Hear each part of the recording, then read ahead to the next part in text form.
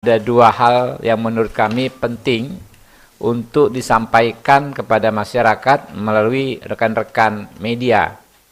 Yang pertama adalah soal masukan dari masyarakat kepada kami mengenai dugaan adanya kegiatan atau gerakan atau aktivitas yang kemungkinan tujuannya adalah menggagalkan pemilu 2024. Yang kedua, kami akan menyampaikan outlook atau garis besar potensi kecurangan pemilu yang terstruktur, sistematif dan masif. Ya, yang pertama dulu ya, teman-teman ya.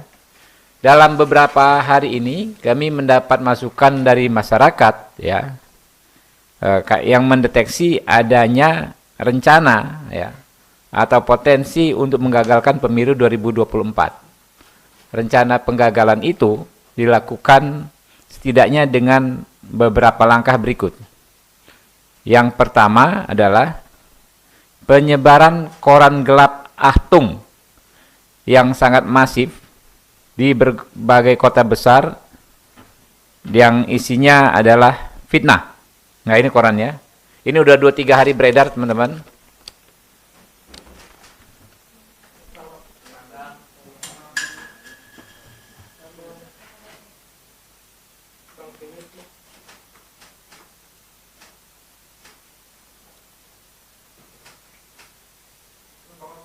Ya, udah ya. Isinya confirm fitnah. Misalnya ini soal inilah penculik aktivis 98 ya. Inilah korbannya. Ini gambar Pak Prabowo, teman-teman. Foto Pak Prabowo di fitnah sebagai penculik. Padahal kalau kita bicara soal penculikan ya, tuduhan kepada Pak Prabowo, ada setidaknya 4 fakta hukum yang jelas-jelas menguatkan bahwa Pak Prabowo tidak ada kaitan sama sekali dengan penculikan aktivis 98. Yang pertama, tidak ada satu keterangan saksi pun dalam persidangan tim Mawar yang menyebutkan adanya perintah, arahan atau permintaan dari Pak Prabowo untuk melakukan penculikan tersebut. Yang kedua, keputusan Dewan Kehormatan Perwira nomor Kep/03/8 Romawi 1998/DKP dengan terperiksa Letjen Purnawirawan Prabowo Subianto bukanlah merupakan putusan pengadilan dan juga bukan putusan lembaga setengah peradilan. Itu sifat putusannya pun hanyalah rekomendasi dan ini bisa dilihat di akhir dari keputusan tersebut. Yang ketiga, keputusan Presiden B.J. Habibie yang merupakan panglima tertinggi TNI waktu itu adalah memberhentikan Pak Prabowo secara hormat dengan menghargai jasa-jasa dan pengabdiannya selama bertugas di TNI. Dan yang terakhir yang terpenting menurut saya adalah sudah lebih dari 16 tahun sejak tahun 2006 Komnas HAM tidak pernah bisa melengkapi hasil penyelidikan perkara pelanggaran HAM berat penculikan aktivis yang dinyatakan kurang lengkap oleh Kejaksaan Agung. Padahal menurut ketentuan pasal 20 Undang-Undang Nomor 26 Tahun 2000, waktu Komnas HAM untuk melengkapi hasil penyelidikan tersebut hanyalah 30 hari. Jadi itu. Nah, lalu yang kedua yang disampaikan masyarakat kepada kami dicurigai sebagai gerakan untuk menggagalkan pemilu adalah adanya hasutan kepada mahasiswa untuk turun ke jalan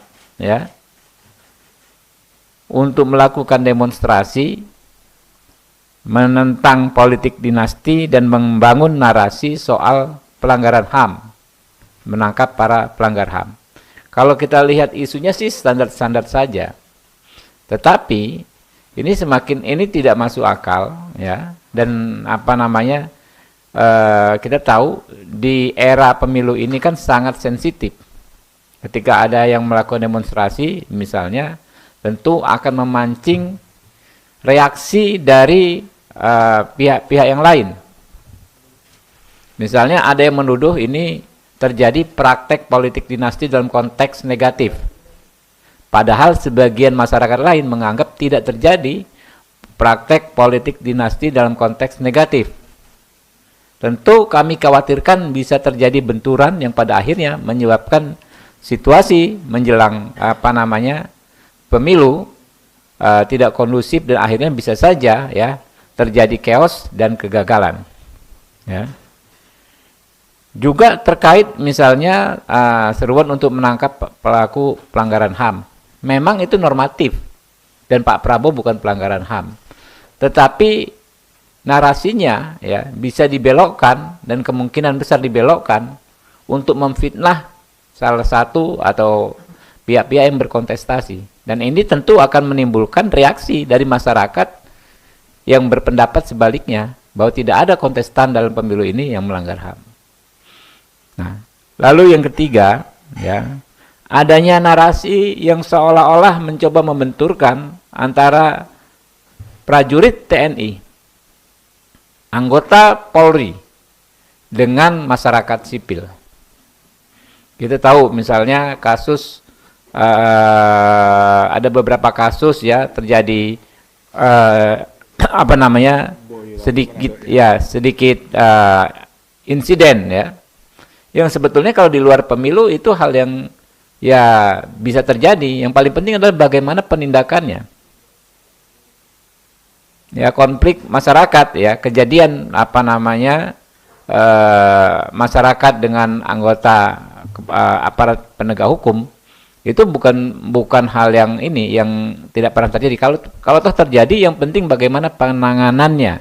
Kita lihat ya, KSAD sudah tegas menindak semua oknum anggota TNI yang melakukan pelanggaran. Tetapi ada pihak-pihak yang terus menggoreng isu ini, ya kan, seolah-olah TNI secara sistematis berpihak pada satu pihak dan mengintimidasi pihak yang lain, ya. Lalu ada juga ya yang terakhir, narasi untuk menunda atau menghentikan bantuan sosial. Nah, ini saya mendapatkan reaksi yang keras sekali di masyarakat, di dapil saya terutama, dan dapil kawan-kawan yang hari ini kami semua para calon anggota legislatif dari paslon 2 ya turun ke masyarakat. Kami mendapat reaksi keras bahwa itu Pak, kok ada usulan bansos ya, bantuan sosial ditunda atau dibatalkan. Apa kaitannya dengan pemilu? Ada atau tidak ada pemilu ya, yang namanya bantuan sosial itu kan memang sudah diprogramkan dan itu haknya masyarakat. Nah, kalau memang sampai tertunda apalagi dibatalkan, saya pikir reaksinya akan sangat keras dari masyarakat dan pertaruhannya tentu keberlangsungan pemilu yang kita inginkan secara damai bisa tidak terwujud. Nah, ini teman-teman, saya garis bawahi, ini dugaan yang tapi tetap perlu kita antisipasi bersama-sama ya.